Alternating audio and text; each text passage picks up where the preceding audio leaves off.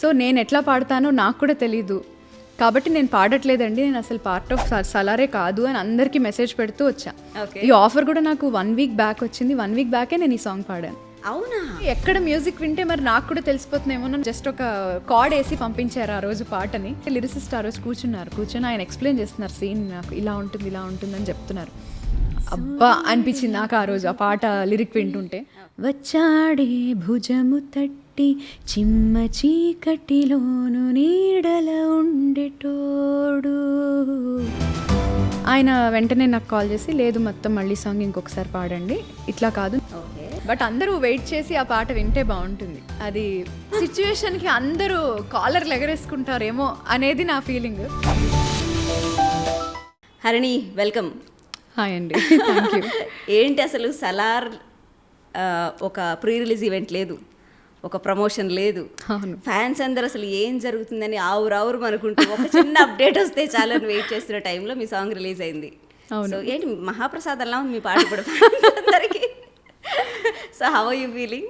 So good అండి. అసలు actually అన్ఎక్స్పెక్టెడ్గా పాడాను, అన్ఎక్స్పెక్టెడ్గా అది రిలీజ్ అయిపోయింది. అసలు నిన్న రిలీజ్ అవుతుందని కూడా నాకు తెలియదు ముందు, మొన్నటిదాకా తెలియదు. మొన్న సడన్గా ఫోన్ చేసి మీది ఒక బైట్ కావాలి, హొంబళే నుంచి మీకు కాల్ చేస్తారు ప్రొడక్షన్ హౌస్ నుంచి, మీవి ఒక 2 వీడియోస్ కావాలి అని చెప్తే, ఓహో అయితే ఎందుకండి, దేనికి రేపేనా సాంగ్ రిలీజ్ అంటే, అవును రేపే అన్నారు.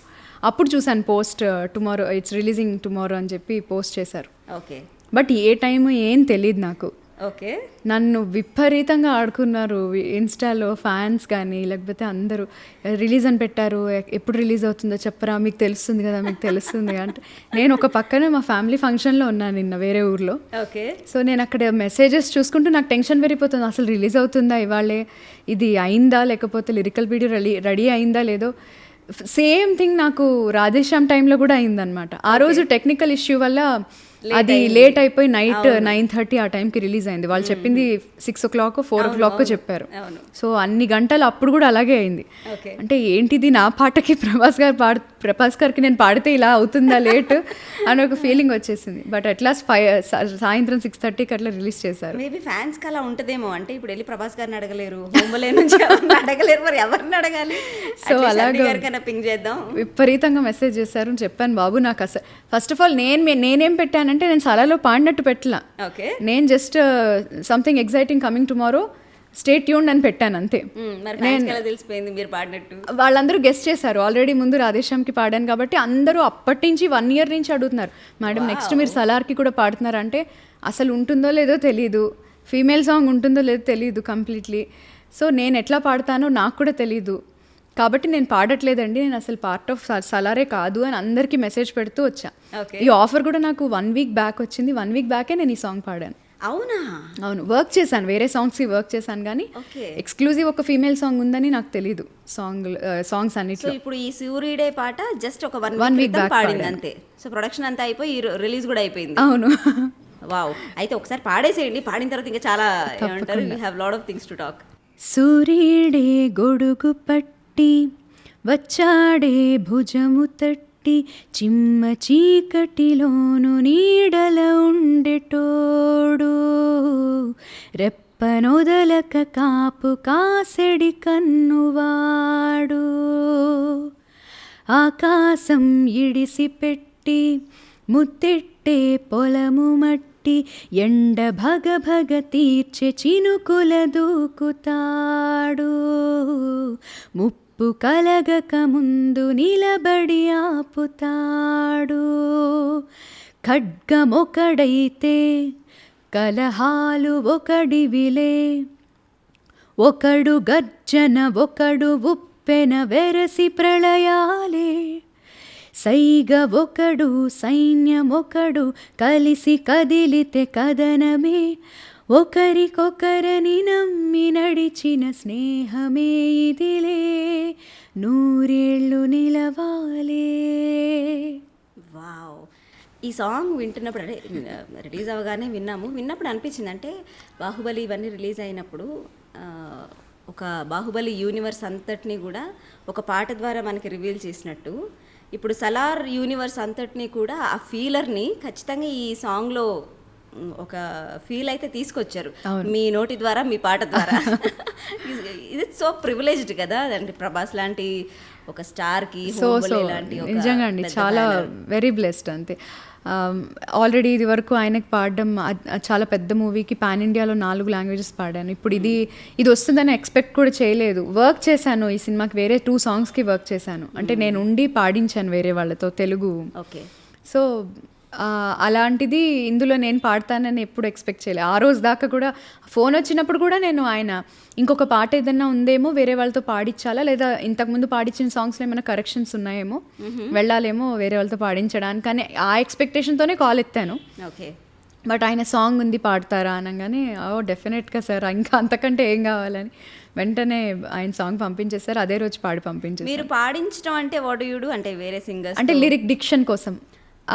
ఆయన కన్నడిగా కాబట్టి ఆయన నన్ను హెల్ప్ తీసుకొని, ఆల్రెడీ ఇది వరకు ఆయన వేరే మూవీస్కి వర్క్ చేశాను. సో ఆయన నా హెల్ప్ తీసుకొని తెలుగు సాంగ్స్ వేరే వాళ్ళు పాడుతున్నారు, మీరు వెళ్ళి జస్ట్ మానిటర్ చేయండి అని చెప్పి పంపించారు. ఓకే. వాళ్ళు ఏ సింగర్స్ వాళ్ళు? అంటే నేను రివీల్ చేయొచ్చలేదు, వద్దులేండి. మీకు రివీల్ పట్టుకున్నట్టు వాళ్ళని కూడా పట్టుకుంటారు. సో అవి కూడా తొందరలో రిలీజ్ అవుతాయి. మేబీ అవి సిచ్యువేషనల్ సాంగ్స్ ఏమో తెలియదు. ఓకే. సో రవి బస్రూర్ గారితో మీ జర్నీ ఎట్లా స్టార్ట్ అయింది? నేను ఆయనతో వర్క్ చేయడం స్టార్ట్ చేసింది 2021 అనుకుంటా. ఓకే. మదగజ అని శ్రీమురళి గారిది అనుకుంటా మూవీ ఒకటి రిలీజ్ అయింది, డబ్డ్ వర్షన్. అది తెలుగులో నేను ఒక పాట పాడాను, కన్నా అడుగుతున్నా అని. అదే మీ ఫస్ట్? అదే నా ఫస్ట్ సాంగ్ రవి బస్రూర్ గారితో. ఆ తర్వాత డైరెక్ట్ KGF 2లో వర్క్ చేశాను ఆయనతో. ఓకే. అది కూడా చాలా అన్ఎక్స్పెక్టెడ్గా వచ్చింది. ఆయనతో ఆల్రెడీ ముందు పాడడం జరిగింది, ముందు సాంగ్ పాడాను, ఆయన గుర్తుపెట్టుకున్నారు. KGF 2 జరిగినప్పుడు అబ్బాయిల్ని మాత్రమే KGF 2 సాంగ్ రికార్డ్ చేయడానికి బస్రూర్కి రమ్మన్నారు. మేము రేపు రికార్డింగ్ అనగా ముందు రోజు నేను మా హస్బెండ్ ఇద్దరం కాళహస్తిలో ప్రోగ్రాంలో ఉన్నాం. శివరాత్రి ప్రోగ్రామ్ ఏదో అవుతుంది. సో వెంటనే ఆయన హరిణి గారు మీతోనే ఉన్నారు కదా, నాకు సింగర్ కృష్ణ అన్న కాల్ చేశారు, హరిణిని కూడా తీసుకొని రా, ఇక్కడికి ఒక ఫీమేల్ లైన్ ఉంది పాడాలి పాటలో. సో వెంటనే అప్పటికప్పుడు నాకు, మా అత్తగారికి, మా బాబుకి, ముగ్గురికి ఫ్లైట్ టికెట్స్ తీసి నెక్స్ట్ డే వీళ్ళతో పాటు అదే ఫ్లైట్లో బస్రూర్కి తీసుకెళ్లారు. అది చాలాసేపు జర్నీ చేశాక బస్రూర్కి వెళ్ళాం అనమాట. Mangalore to Kundapur to Basrur. ఆయన అక్కడ ఒక పెద్ద స్టూడియో కట్టారు రవి బస్రూర్ గారు. ఆయన ఇంట్లోనే వెనకాల ఒక పెద్ద క్రికెట్ గ్రౌండ్ ఉంది వెనక, అక్కడే షూట్ ప్లాన్ చేశారనమాట సింగర్స్తో ఎక్స్క్లూజివ్గా ఈ సాంగ్ని రికార్డ్ చేయడానికి, తుఫాన్ సాంగ్. ఓకే. సో అప్పుడు ఆయన స్టూడియోలో డైరెక్ట్గా పాడాను ఆ రోజు KGF 2కి. ఆ తర్వాత కిసీ కా భాయ్ కిసీ కే జాన్ సల్మాన్ ఖాన్ గారి మూవీ, దాంట్లో బతుకమ్మ సాంగ్ ఒకటి పాడాను. దానిలో కొన్ని లిరిక్స్ రాసి పంపించాను. సో ఆ పాట ఆ తర్వాత మళ్ళీ డైరెక్ట్ సలార్కి. Okay. So your name is attach to all the big movies now. KGFకి అట్లా సల్మాన్ ఖాన్లో, మళ్ళీ ఇప్పుడు సలార్లో యూఆర్, అంటే ఇంత పెద్ద పెద్ద సినిమాల్లో మీ పేరు ఉండటం అనేది అది మీకు ప్లస్సా మైనసా? అయ్యో డెఫినెట్లీ ప్లస్ అండి. అంటే నేను నా అంతటా నేను ఎటువంటి ప్రయత్నం చేయకుండా వాళ్ళకి నచ్చి నా మీద నమ్మకం పెట్టుకుని వాళ్ళు పాడించారు ఏ మూవీలో అయినా కూడా. ఓకే. సో అది చాలా చాలా ప్లస్ అనే చెప్పాలి నిజంగా. ఓకే. అంటే ఇప్పుడు మన లోకల్ మ్యూజిషియన్స్ ఎవరైతే ఉన్నారో, అంటే హరిణి ఇప్పుడు చాలా పెద్ద టీమ్స్లోకి వెళ్ళిపోయింది. సో మనం పిలవలేము, పిలవకూడదని అట్లా ఏమైనా ఉంటుందా? వాళ్ళు అలా అనుకుంటే నేనేం చేయలేను. బట్ నేను ఎవరు పిలిచినా, ఎవరు పాడమన్నా, ఏ పాట అయినా పాడడానికి ఎప్పుడూ రెడీగానే ఉన్నాను. నేను అందులో పాడాను కాబట్టి ఇంకొకటి పాడను అన్నది ఎప్పుడూ లేదు థాట్. ఓకే. సో ఎలాంటి పాట అయినా, ఎంత చిన్న మూవీ అయినా డెఫినెట్గా పాడతాను. హరిణి ఇప్పుడు చెప్పండి, అంటే నాకు వర్కే అది. ఓకే. అయితే ఒక విషయం, ఇప్పుడు ఈ సినిమాకి ప్రీ రిలీజ్ ఈవెంట్ లేదంటున్నారు, ప్రమోషన్స్ ఏమీ జరగట్లేదు. ఇవేవి జరగకుండా సలార్ లాంటి ఒక మెగా ప్రాజెక్ట్ ఇప్పుడు ఏమంటారు ప్రేక్షకుల ముందుకు రాబోతుంది. సో ఈ రవి బస్రూర్ గారితో కానివ్వండి, ఇంకా ఆ టీంకి సంబంధించిన వాళ్ళు కలుస్తూనే ఉంటారు కదా, సో మీకు ఏమన్నా బ్యాక్ ఇన్ఫర్మేషన్ ఏమన్నా? అసలు నేను అదే చెప్తున్నాను, నేను వర్క్ చేసిన మిగతా 2 సాంగ్స్ కూడా నేను డైరెక్ట్గా వెళ్ళానే తప్ప అక్కడ ఎవరు టీం వాళ్ళు ఎవరైతే లేరు. ఉన్నా కూడా అక్కడ నేను వెళ్ళిన స్టూడియోలో వాళ్ళు కంప్లీట్లీ ఫోన్లు బ్యాన్ చేసి, మీరు ఫోన్లు లోపల తీసుకురాకూడదు, వాళ్ళు చాలా స్ట్రిక్ట్గా ఎక్కడ అసలు స్టోరీ కానీ దానికి సంబంధించిన ఏ న్యూస్ లీక్ అవ్వకుండా చాలా జాగ్రత్త పడుతున్నారు. ఓకే, వాళ్ళు ఫోన్స్ అలౌ చేయలేదు లోపలికి, తీసుకెళ్ళనివ్వరా అసలు? తీసుకెళ్ళనివ్వలేదు. నేను తీసుకెళ్ళాను, బట్ నేను కూడా అక్కడ యూస్ చేయలేదు లోపల. ఓకే, సింగర్స్ని కూడా అసలు సింగర్స్తో వచ్చిన పేరెంట్స్ ఎవరు కూడా ఫోన్లు అసలు అలౌడ్ కాదు, మీరు లోపలికి రావడానికి వీల్లేదు. First of all only singers మాత్రమే ఉండాలి స్టూడియోలో. హరిణి గారు ఉంటారు లోపల పాడించడానికి, అంతే. సో ఆయన అంతా కూడా ఫోన్ నుంచే మేనేజ్ చేస్తూ ఉన్నారు రవి బస్రూర్ గారు నాతో కాల్లో. ఓకే, సో అంత పకడ్బందీగా వాళ్ళు నీట్గా ప్లాన్ చేసుకున్నారు. కాబట్టి నాకు కూడా ఏమీ తెలీదు. నేను అప్పటికీ అక్కడ ఏడీ ఉన్నాడు, నేను అడిగినా కూడా ఏడీ ఎందుకు హరిణి గారు వెయిట్ చేద్దాం 22nd దాకా అనేసారు వాళ్ళు. మీరేం అడిగారు? నేను అడిగా, ఇది అంటే అందరూ అడిగే బేసిక్ క్వశ్చన్, కేజీఎఫ్ ఇది రిలేటెడా అండి, నాకు అర్థం కావట్లేదు, చాలామంది అడుగుతున్నారు, అందరూ నన్ను అడుగుతున్నారు. ఫస్ట్ ఆఫ్ ఆల్ నేను దీనికి వర్క్ చేస్తున్నానని ఎవరికి తెలీదు, బట్ కానీ ముందు ఆల్రెడీ ప్రభాస్ గారికి పాడాను కాబట్టి దీనికి కూడా వర్క్ చేస్తానని వాళ్ళే ఊహించుకుని అడిగేస్తున్నారు. నాకు తెలీదు, కానీ నాకు కూడా ఒక క్వశ్చన్ ఉందండి యాజ్ ఎ ఫ్యాన్. నాకు ఏంటండి ఇది మల్టీవర్స్ అంటే, అస్సలు తెలియదండి నాకు, నేనైతే చెప్పలేదు, నేను చెప్పను మీకు, ఎందుకు సినిమా చూద్దరు కానీ. నిజంగా అందరికీ టాప్ ఆఫ్ ద మైండ్లో KGF 3కి ఏమైనా లింక్ ఉందా లేదా? అస్సలు నాకు జీరో ఐడియా దాని గురించి. అనిపిస్తుంది మీకు తెలుసు? అయ్యో తెలీదు, నిజంగా తెలీదు, ప్రామిస్. తెలిస్తే నేను ఎవ్వరో ఒకళ్ళు మా ఇంట్లో వాళ్ళ దగ్గర లీక్ చేద్దును, తెలీదు. సరే, నాకు నమ్మబుద్ధి అవ్వట్లేదు. అసలు జోక్ ఏంటంటే నేను నిన్న పాడినట్టు ఎవరికి చెప్పలేదు. ఓకే, వాళ్ళకి వాళ్ళే అనుకుని నన్ను ట్యాగ్ చేయడం మొదలెట్టారు ఒక టైం తర్వాత. ఎందుకు అంటే గెస్ట్ చేసి నేను ఎవరికి ఓకే అని కూడా చెప్పలేదు. అందరూ అక్క సలార్లో పాడావా అంటే వాళ్ళ కామెంట్ని లైక్ చేస్తున్నాను అంతే, వాళ్ళ మెసేజ్ని లైక్ చేస్తున్నాను అంతే. బట్ కొంతసేపటి తర్వాత అదే లైక్ అర్ధాంగీకారం అనుకున్నారు ఏమో, వెంటనే పెట్టేయడం మొదలెట్టారు. ఓకే, సరే సాంగ్ రిలీజ్ అయ్యేదాకా నేను కన్ఫర్మ్ చేయొద్దులే ఎందుకని నేను చెప్పలేదు. హౌ ఇట్ ఫీల్స్ హరిణి అంటే ఒక పెద్ద మూవీలో పాడటం ఏ సింగర్కైనా అది ఎగ్జైటింగ్గానే ఉంటుంది. రిలీజ్ అయిన దగ్గర నుంచి హౌ ఇస్ ఇట్ లైక్, మీకు ఎలాంటి రెస్పాన్స్ వస్తుంది? అసలు ఇంకా బాక్స్ అంతా నిండిపోయి నేను ట్యాగ్స్ చేసిన దెబ్బకి ఆ ట్యాగులు నేను ఎవరిదన్నా పెడదామంటుంటే వీఆర్ లిమిటింగ్ దిస్ యాక్షన్ అని చెప్పి ఇన్స్టాగ్రామ్ చూపిస్తోంది. నేను ఇంకా వేరే వాళ్ళది మెన్షన్ చేసిన ప్రతి ఒక్కరిని పాపం ట్యాగ్ చేసిన వాళ్ళందరినీ షేర్ చేద్దాం అనుకుంటే నా స్టోరీకి షేర్ అవ్వట్లేదు, డిలీట్ చేసేస్తుంది అది. అంతమంది ట్యాగ్ చేశారు, అంత లవ్ చూపిస్తున్నారు ఈ పాటకి. చాలా చాలా మంచి పాజిటివ్ రెస్పాన్స్ వస్తుంది. అదేంటో అంటే ప్రభాస్ గారి చుట్టూ ఒక పాజిటివ్ ఆరా ఉంటుంది. డెఫినెట్లీ అది నేను ఆల్రెడీ రాధేశ్యాం టైంలో చూశాను. వాళ్ళు పెట్టిన మెసేజెస్ కానీ 4 రోజులు నేను 4 to 5 days పట్టింది నాకు అందరికీ రిప్లై ఇవ్వడానికి. సో ఇప్పుడు కూడా అలాగే చేస్తున్నారు. సో ఆయనే చాలా పాజిటివ్గా అనిపిస్తారు, అలాగా వాళ్ళ ఫ్యాన్స్ కూడా అంతే పాజిటివ్గా ఉన్నారు. ప్రతి ఒక్క ఆడియన్స్ కూడా చాలా మంచిగా రిసీవ్ చేసుకుంటున్నారు సాంగ్ని. ఫ్యాన్స్ హరిణి గారి ఫ్యాన్స్కే చెప్తున్నారు, ఫ్యాన్స్ కూడా ప్రభాస్ గారి లాగే చాలా పాజిటివ్గా ఉంటారు. That's very good complement to fans. అయితే అంటే ప్రభాస్ గారు నిజంగానే అంటే ఆయన ఆరా పాజిటివ్గా ఉంటుందని ఎప్పుడు ప్రతి ఒక్కరు చెప్పేది, ఆయనతో పరిచయమైన ప్రతి ఒక్కరు. అంటే ఆయనతో డైరెక్ట్గా కానీ ఇండైరెక్ట్గా కానీ అసోసియేట్ అయ్యి ఉన్న వాళ్ళందరికీ కూడా ఏమంటారు ఆ పాజిటివ్ ఆరా వచ్చేస్తుందేమో అట్లా. అవును. So you're already experiencing. నిజంగా. సో ఈ సూర్యుడు సాంగ్ పాడేటప్పుడు మీకు ఇచ్చిన ఇన్పుట్స్ ఏంటి? అంటే ఎవరు ఇచ్చారు? ప్రశాంత్ నీల్ గారు ఏమైనా ఇన్వాల్వ్ అయ్యారా, లేకపోతే ఓన్లీ రవి గారే ఇన్పుట్స్ ఇచ్చారా? లేదు, ప్రశాంత్ నీల్ గారు కూడా ఇన్వాల్వ్ అయ్యారు, బట్ ఆయన నాతో డైరెక్ట్గా మాట్లాడలేదు. రవి బస్రూర్ గారికి చెప్పారు, రవి బస్రూర్ గారే నాతో త్రూ అవుట్ సాంగ్ అంతా కాంటాక్ట్లో ఉండి నేను పాడి పంపించిన తర్వాత దానిలో చేంజెస్ కానీ కరెక్షన్స్ కానీ అన్నీ ఆయనే చెప్తూ వచ్చారు. అది ప్రశాంత్ నీల్ గారికి ఇది కంప్లీట్లీ రా సింగింగ్ కావాలి, మెలడీ సాంగే, బట్ అది హస్కీగా కానీ లేకపోతే సాఫ్ట్గా ఉండకూడదు, రాగా కొంచెం సింగింగ్ రాని వాళ్ళు పాడుతున్నట్టు గమకాలు అవి లేకుండా ప్లెయిన్గా కావాలి. అంటే మేబీ ఎమోషన్స్ని ఎలివేట్ చేయడం కోసం సింగింగ్ని కొంచెం కంట్రోల్ చేసే పాడించారు. కంప్లీట్ నాకు బోల్డ్గా కావాలి సాంగ్ అని చెప్పారు. ఓకే, అంటే సాఫ్ట్ అంటే ఎట్లా, రా అంటే ఎలా, అంటే can you show the difference? Yeah నేను ఫస్ట్ పాడి పంపించిన వర్షన్ వచ్చి నేను ట్రాక్ సింగర్ ఎవరైతే తనది విని నా ఓన్గా నేను ఊహించుకొని ఓకే ఫ్రెండ్షిప్ సాంగ్ కాబట్టి కొంచెం మెలడియస్గా ఉంటే బాగుంటుందేమో అనుకొని నేను సొంతంగా కొంచెం 9 ఇన్పుట్స్ పెట్టి పాడాను.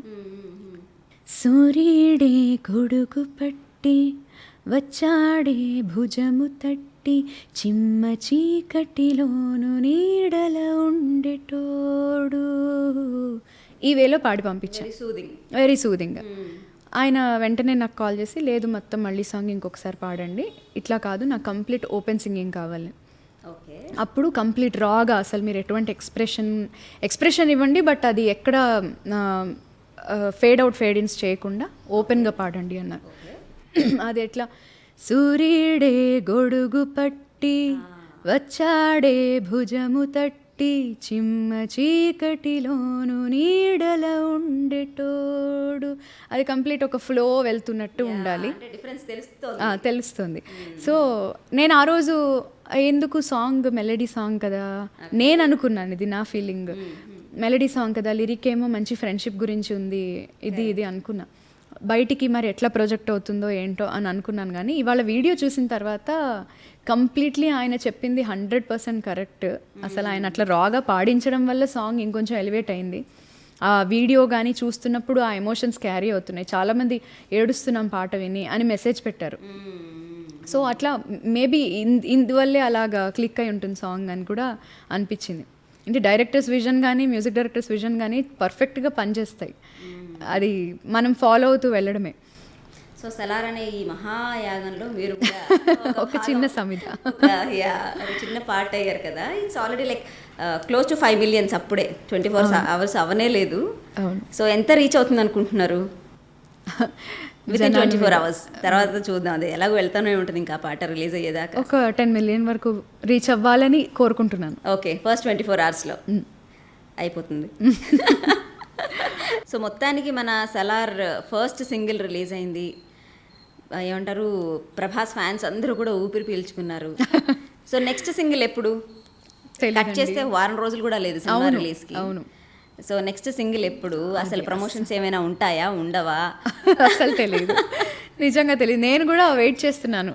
నేను విన్న 2 పాటలు బ్యూటిఫుల్ సాంగ్స్, 2 కూడా ఓకే, అందరికీ విపరీతంగా నచ్చుతాయి. ఓకే. ఒక సాంగ్ మాత్రం సిచ్యువేషనల్ సాంగ్ అని అనుకుంటున్నాను నేను, ఎందుకంటే ఆ సాంగ్లో రాసిన విధానం అలా ఉంది పాట. ఓకే. ఒక అద్భుతమైన సింగర్తో పాడిచ్చారు ఆ పాట, చాలా బాగా పాడారు. సో ఎలా ఉంది తెలుసా ఇది? ఒక అద్భుతమైన సింగర్ పాడారంటే చెప్పానంటే అందుకని నేను చెప్పట్లేదు. బట్ అందరూ వెయిట్ చేసి ఆ పాట వింటే బాగుంటుంది. అది అద్భుతమైన సిచ్యువేషన్.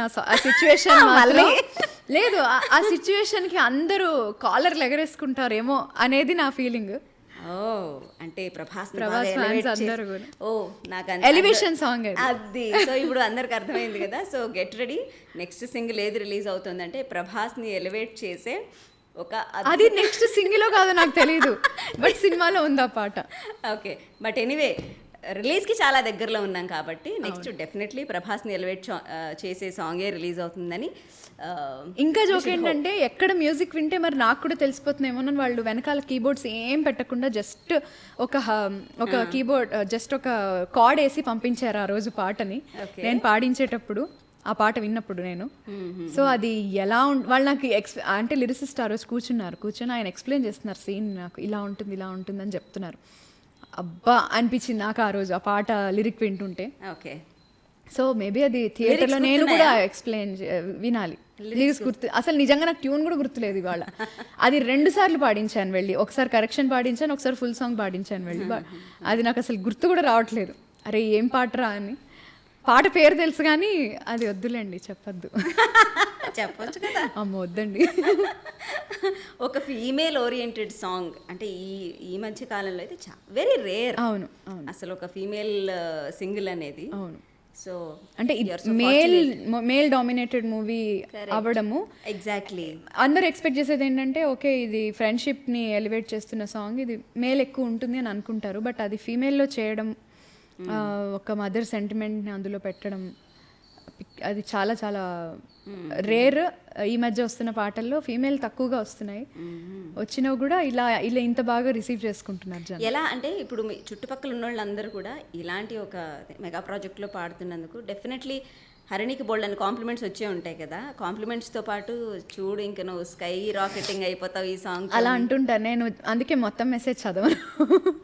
అందరూ వెరీ గుడ్ అండి, చాలా బాగా పాడారని ఫస్ట్ మెసేజ్ పెడతారు. తర్వాత వాళ్ళు ఏవైతే ఎలివేట్ చేస్తున్నారో అవన్నీ నేను ఎక్కువ చదవను. ఎలివేషన్ వద్దా? వద్దులేండి.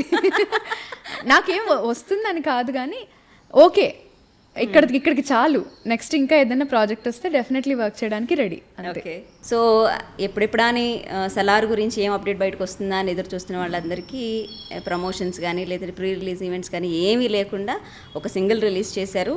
అండ్ అది పాడిన హరిణి ఇక్కడే ఉన్నారు. కానీ దానికి సంబంధించి ఇంకేమైనా డీటెయిల్స్ చెప్తారంటే ఏమీ చెప్పండి, జిప్ వేసుకొని ఉన్నారనమాట ఆల్మోస్ట్.